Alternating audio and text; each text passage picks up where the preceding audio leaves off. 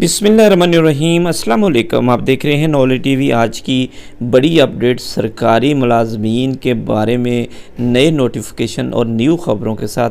लेकिन उससे पहले मेरा चैनल ज़रूर सब्सक्राइब कर दें लेटेस्ट वीडियो देखने के लिए।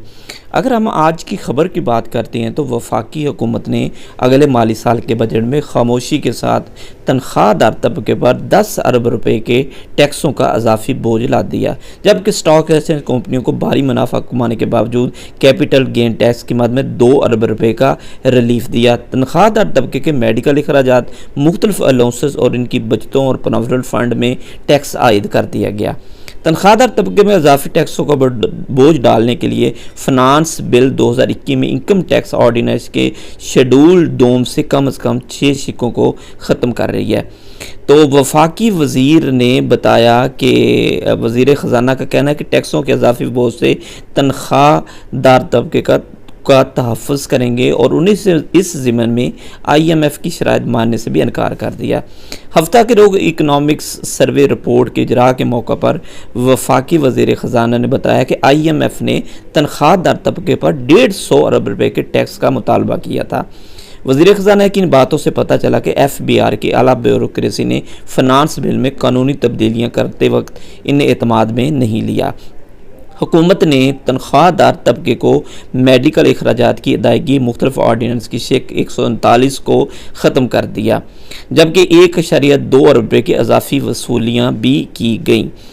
तो इस ज़िम्मन में हुकूमत ने तनख्वाहदार तबके पर टैक्स का बोझ 57% बढ़ा दिया और उस फिनांस बिल ने शेक 139 ख़त्म करने का मतलब है कि हुकूमत तनख्वाहदार तबके को मेडिकल अखराजात या इसके अलावा दूसरे अखराजात पर सहूलत ख़त्म करना चाहती है। हार्ट सर्जरी जैसे महंगे इलाज की सहूलत वापस लेने का मतलब है कि हुकूमत तनख्वाहदार तबके पर टैक्स का बोझ 57% बढ़ा रही है।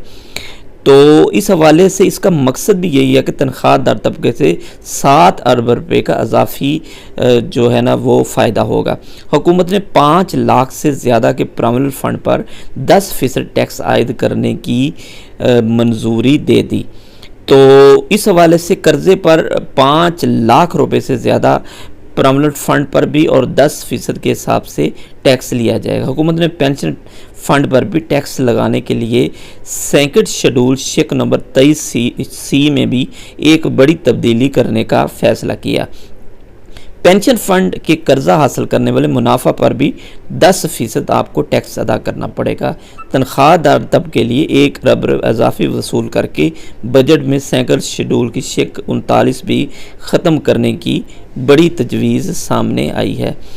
तो ये तो एक बड़ी ख़बर आपके सामने आ गई, जिसमें मुलाजमीन के लिए कन्वेंस अलाउंस और दूसरे जो मेडिकल अलाउंस और वहाँ पे जो टैक्सेस होते हैं वो भी लिए जाएंगे।